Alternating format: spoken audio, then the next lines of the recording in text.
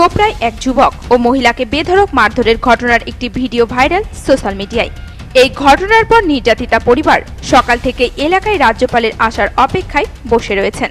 প্রসঙ্গত, চোপড়া থানার লক্ষ্মীপুর গ্রাম পঞ্চায়েতের দিঘলগাঁও এলাকায় এক যুবক ও মহিলার মধ্যে অবৈধ সম্পর্কের বিষয়টি জানতে পেরে এলাকায় সালিশি সভা ডেকে তাদের দুজনকে রাস্তায় ফেলে বেধড়ক মারধর করে এলাকার কয়েকজন মাতব্বর।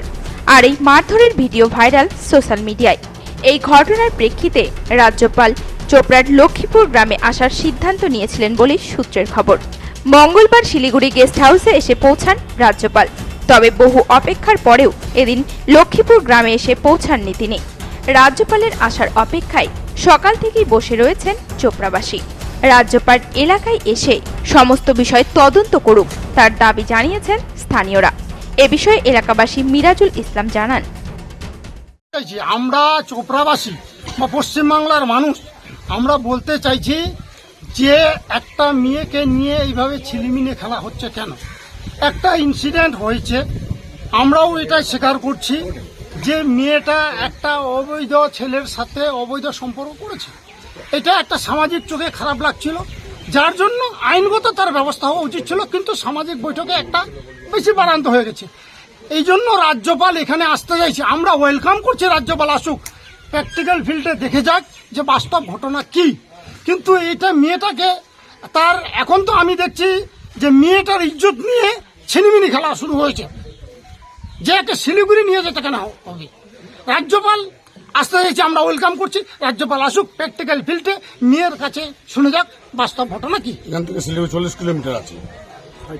আপনারা চাচ্ছেন যে রাজ্যপাল এখানে আসুক? হ্যাঁ, আসুক, শুনে যাক। যদি না আসে তাহলে কি আপনারা শিলিগুড়ি পাঠাবেন? না, আপনারা বলেন, আপনারা সাংবাদিক, আপনার পরিবারে যদি এই ধরনের ইনসিডেন্ট ঘটে আপনারা কি চাইবেন আপনার পরিবারের ইজ্জতটা নিলাম হোক বাইরে গিয়ে?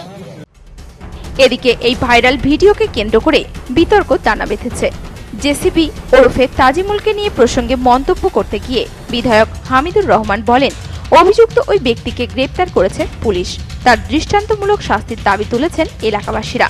পুলিশ অভিযুক্তের বিরুদ্ধে আইনত ব্যবস্থা নেবে। জিসিবির সঙ্গে ভালো আমার কার খারাপ সম্পর্কটা কার সঙ্গে? পার্টির যতগুলো লোক আছে বা বিরোধী দুই একটা বাদ দিয়ে সবারই সঙ্গে ভালো সম্পর্ক। ভালো সম্পর্ক বলতে তো আমার কাজকর্ম করে না, বা আমার বাড়িতে হাল চাষ করে না, বা আমি ওর বাড়িতে গিয়ে হাল চাষ করি না। যেহেতু একই লোক আছে, একই দলের লোক আছে, অনেকেই আছে, যাচ্ছে আসছে, নিশ্চয়ই সম্পর্কটা আছে। এই ধরনের যদি লোকরা যদি থাকে দাদা, তাহলে তো দলের তো একটা ভাবমূর্তি নষ্ট হচ্ছে। এই ধরনের লোক সবাই তো হাজি আর না, এই ধরনের লোক তো দলের ভাবমূর্তি খারাপ হচ্ছে, তার জন্য তো পুলিশে তুলে দেওয়া হয়েছে। পুলিশের কাছে কেউ সুপারিশ করা যায়নি, আইনি ব্যবস্থা যা হচ্ছে করছে। আচ্ছা আচ্ছা, বলছি আপনারা কি যে এই যে মানে জেসিবির কি প্রকৃত শাস্তির দাবি করছেন? হ্যাঁ, 100%। ও যা ভুল করেছে তার শাস্তি পাবে। সেটা তো সেই দিনও আমি আপনাদের কাছে বলছিলাম যে ওটা মুসলিম কাস্ট অনুপাতে ওরা বসছিল। এটাতে তো আপনারা মুসলিম রাষ্ট্র বলে কিছু কিছু রিপোর্টার চালাই দিলেন, এটা নিয়ে একবারেই গোটা দুনিয়া জুড়ে তোলপাল করে দিলেন। কারণ সেই দিনও দুঃখ প্রকাশ করেছি, ঘটনাটা খুব নিন্দনীয়, দুঃখজনক ঘটনা। তো এটা নিয়ে সেই দিনও দুঃখজনক বলেছি, আজকেও বলছি, সেই দিনও বলছি যে পুলিশ ওকে তুলেছে, কেউ বলতে যায়নি।